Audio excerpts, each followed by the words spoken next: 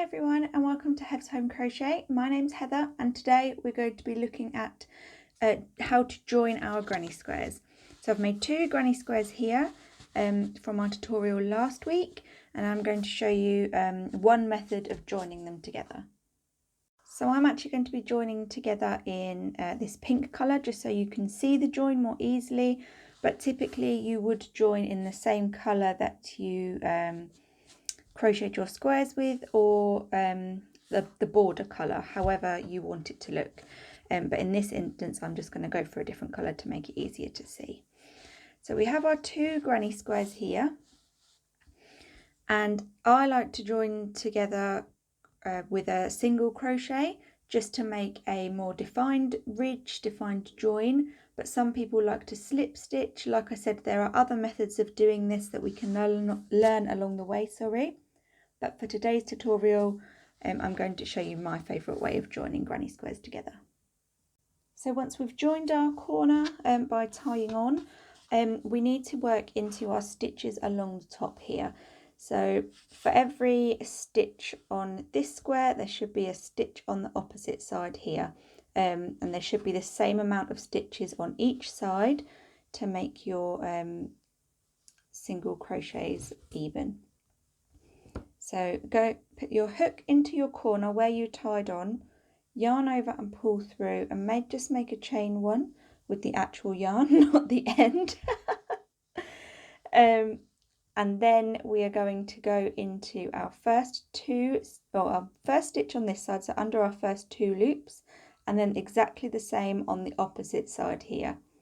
So we'll be going under four loops in total, but we'll have 5 loops on our hook because we'll have that chain on our hook as well.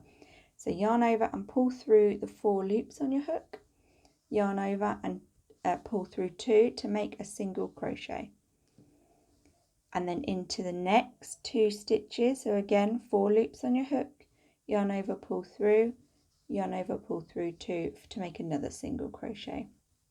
And we're going to continue this way all the way until the end, until we have a row of single crochet on top of our granny squares.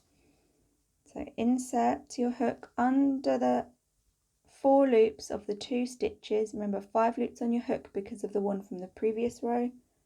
Yarn over, pull through, yarn over, pull through 2. Now this type of stitch will give you a defined ridge on the back. You could create a slip stitch if you want a less defined ridge, but this is my favourite method, so that's why I wanted to share it with you today. Pull through 2. When we get to our last 2 stitches, we'll do it as normal, and then we're also going to do one into our corner stitch just to match our chain one on the other end. So as you can see here, our pink contrast yarn, you can see the stitches that we've made, but if you used a yarn colour the same as your squares or your border, these will be less noticeable. And then on the back here, we've got a lovely defined ridge to signify the back of the work. And there we have it, how to join your granny squares. There'll be more granny square tutorials coming up over the next few weeks, so keep an eye out for those. And if you want to get notifications about when my new tutorials are up, then hit that big red subscribe button below. Also hit the thumbs up button for me to let me know that this video was helpful. And I'll see you next week.